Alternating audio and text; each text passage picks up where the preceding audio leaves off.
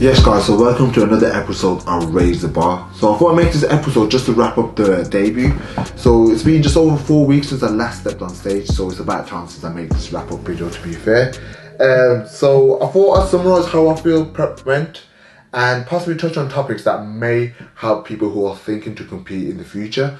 So obviously I was meant to do PCA's first timers and it was only meant to be a 16 weeks prep, but because of circumstances and COVID and whatnot, that show got postponed, and because of last year, the fact that got postponed was very frustrating. As you know, last year I was meant to compete and that got postponed as well. So I wanted to compete regardless, so I ended up choosing to do the Two Bros Pro event. Ideally, I didn't want to do the Two Bros Pro event for my very first time, because Two Bros Pro is the biggest and the best bodybuilding federation in the UK. So you can imagine how slightly daunting it is to go for your very first time at the deep end, basically. But I wanted to compete regardless, and it was extra motivation for me really to make sure I put in the hard work, make sure everything was on point. So the fact that I chose Two Bros Pro, it ended up being a 5-month prep, so a 20-week prep, so 20 weeks of hard dieting. So you can imagine like how much work went into that, especially for the very first time, like I keep saying. But because I chose Two Bros, like I said, I had to make sure everything was on point. So I invested in a very good prep coach, which is obviously Jace. Now Jace has got very good client transformation, which is one of the reasons why I chose him. Also, I invested in an award-winning posing coach. My posing was terrible. You lot seen how bad it went. Also invested in a spin bike, because obviously gyms were closed. So I invested in a spin bike. So as soon as I was getting up from the morning, jumping on the spin bike, getting my cardio done, then I was doing my posing, my stretches and everything. So everything was on point. Also invested in headphones, noise cancelling headphones. The reason why I invested in that, just because I want to be 100% focused on the goal, tunnel vision, no one can disturb me. And that's what it was throughout the whole 5 months. And like I said, prep was good but hard towards the end, as it would be anyway. But I enjoyed it. Like, I got the best package that I could have got, basically, and I ever had. My conditioning was immaculate, not gonna lie. That's one of the judges' feedback, that my condition was there. So I think it's one of the reasons main reason. One, if you look at the video shots, no one can beat me in that condition, and it's one of the reasons I reckon I won. Like I said, I made sure everything was on point. Sleep was on point, training was on point, diet was on point, cardio was on point, everything was on point. I was literally seeing a chiropractor or a sports massage therapist every 2 weeks, making sure I was getting 8 hours sleep every day. I was making sure I was stretching and doing mobility work every day. I was making sure I was posing every day, day and night. When it come towards the last week of peak week, I was making sure I was posing pretty much after every meal.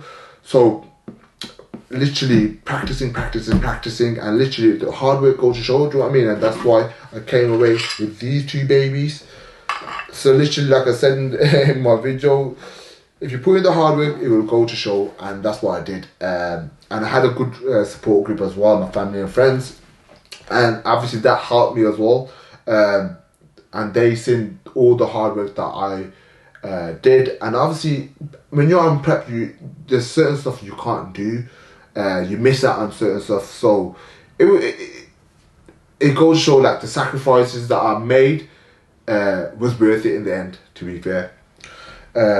So I hope you guys learned throughout the journey, because I definitely did, about my body as well. So like I said, it's been over 4 weeks since I last stepped on stage. My aim now is obviously to get bigger and better. My ultimate goal is to step on go for the classic physique category.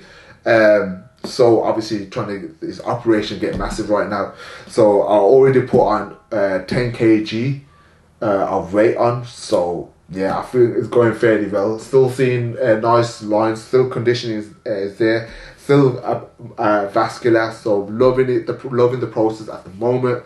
So inshallah, I aim to step on the classic stage next year, but obviously if I'm not big enough for that, then I'll still go for the men's physique. So the ultimate goal is still to compete again at the back end of next year, but we'll see how prep goes. One of the other things I would recommend is pick a show early. Pick a show and category early as possible. The reason why I say that, if you pick a show early, you know what the goal is, you know what date you need to get ready for.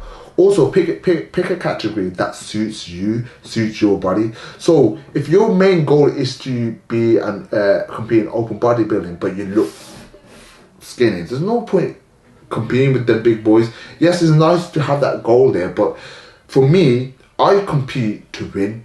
And obviously, like I said, my main goal is classic, but I'm not going to go into that category if I'm not big enough or good enough.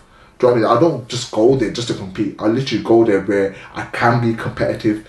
So like I said, I'm going to reassess in a year's time to see where I'm at. And inshallah, I am good enough to compete in the classic.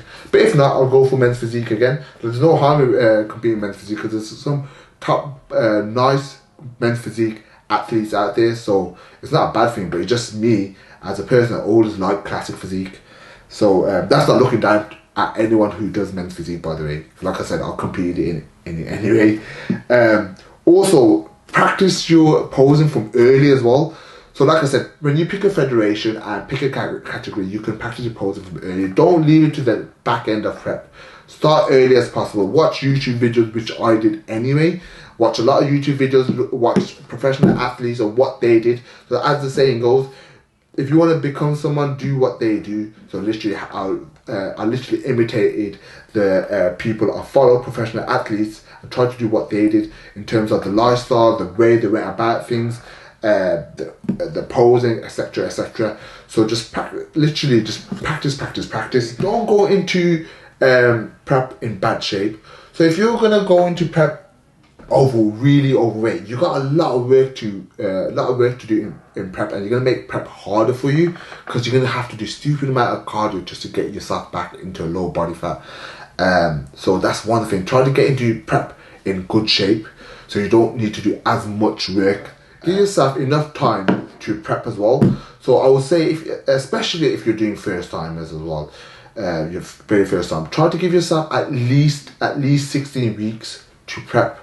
The reason why I say that, because you're going to pick a coach that doesn't know your body, and obviously because you haven't competed on that level yet, you don't know your body, how your body reacts to certain things. So giving yourself and your coach to learn about your body enough time will help you in the long run. So yeah, so don't think, okay, 12 weeks or 8 weeks is going to be enough for you. Just try to give yourself enough time, and especially when you give yourself enough time, you got more time to play with. Like, you could slowly increase cardio in increments rather than starting cardio at 40 minutes straight away. Do you know what I mean? It depends, obviously it depends on where you are, at what stage you are, but you want to make prep as easy as possible because towards the end it does get hard. But like I said, I'm more than happy to give advice to anyone. If you got any questions, just drop a comment below or drop me a DM on Coach by Sham on Instagram. More than happy to answer any questions that anyone has and offer advice.